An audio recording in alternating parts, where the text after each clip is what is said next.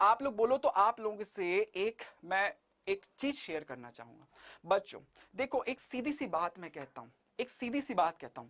आपके घर में आपके पिताजी हैं या बड़े आपके जो भी हैं बड़े भाई बहन होंगे, अगर वो लोग कभी काम पे निकलते हैं तो आप उनका रूटीन नोट करते हो?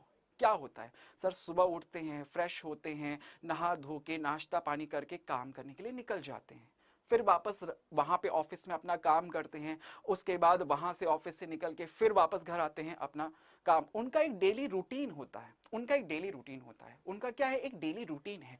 ऐसे ही आप लोगों का भी एक डेली रूटीन होना चाहिए। हर एक स्टूडेंट्स का भी एक डेली रूटीन होना बहुत जरूरी है, और ये डेली रूटीन आप लोगों को अपना तय करना पड़ेगा। कई बच्चे, आप कईयों के वीडियोस देखोगे, कई आप लोग को इस तरह के मोटिवेशनल वीडियोस भी मिलेंगे जिसमें आप लोग को बोला जाएगा कि सर मैथ्स जो है ना वो सुबह करो, कोई बोलेगा मैथ्स साइंस जो है वो आप सुबह करो, कोई बोलेगा मैथ्स जो है वो आप रात को करो कि मुझे नींद। अरे मैं कहता हूं आपको खुद से देखो ना, आप खुद से ट्राई करके देखो ना, आप खुद से ट्राई करके देखो। अगर मैं अपने रूटीन की बात करूं ना तो बच्चों, मेरे को मैथ्स पसंद होती थी, मेरे को मैथ्स पसंद होती थी, मैथ्स मेरे को कभी भी करवा लो। सबसे पहले मैं देखता था सुबह उठ के भगवान का नाम लेके, सर सीधी सी बात है, सुबह सुबह क्या शांति होती है, सुबह सुबह बहुत शांति होती है। तो जो याद करने वाले सब्जेक्ट्स होते थे ना, चाहे वो हो साइंस, साइंस जिसमें थोड़ा सा मुझे इंटरेस्ट भी आ जाता था इस तरह से, या अगर आपका हो सोशल साइंस, तो जो भी याद करने वाली चीजें कभी भी होती थी ना, कोई भी चीजें जो मुझे याद करनी है तो हमेशा याद रखना। ये बड़े बुजुर्ग भी कहा करते थे, सुबह सुबह सुबह का जो समय होता है उसमें हमारी स्मरण शक्ति, जो हमारी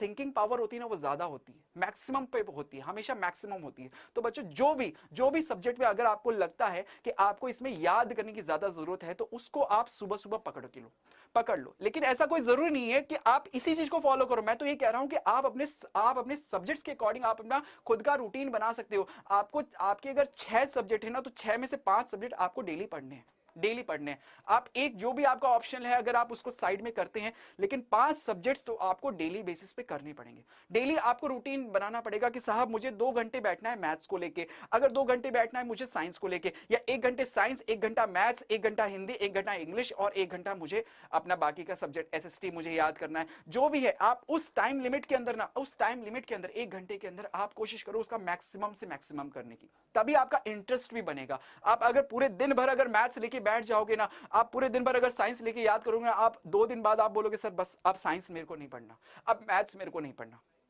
तो ऐसा होता है। तो अपना इंटरेस्ट अगर आपको बनाना है बच्चों, अगर आपको अपना इंटरेस्ट बनाना है तो इस तरह से आपको करना चाहिए। ओके, तो सभी बच्चों का अपना, आप लोगों ने एक रूटीन बना रखा हो। तो बच्चों मेरा बस इतना सा कहना है, आप लोगों के लिए एक वीडियो भी मैंने बनाई थी, आप लोगों के लिए एक वीडियो भी मैंने बनाई थी कि आप अगर उस टाइम टेबल को, इस तरह से टाइम टेबल अगर अपना बनाएं और आप उस चीज को अगर फॉलो करें तो इजिली आप आराम से अपना सिलेबस बहुत कम समय के अंदर कंप्लीट कर सकते हैं। तो बच्चों मेरा आपसे बस इतना ही कहना है कि अपना एक रूटीन बनाइए, अपना क्या बनाइए, एक रूटीन बनाइए, और उस रूटीन को कोशिश करिए फॉलो करने की। जहां तक आप फॉलो करेंगे ना, आप अपने लक्ष्य की तरफ, आपकी जो मंजिल है ना, वहां तक आप आगे तक पहुंच पाओगे। ठीक है, तो क्लियर सभी बच्चों को, क्लियर सभी बच्चों को।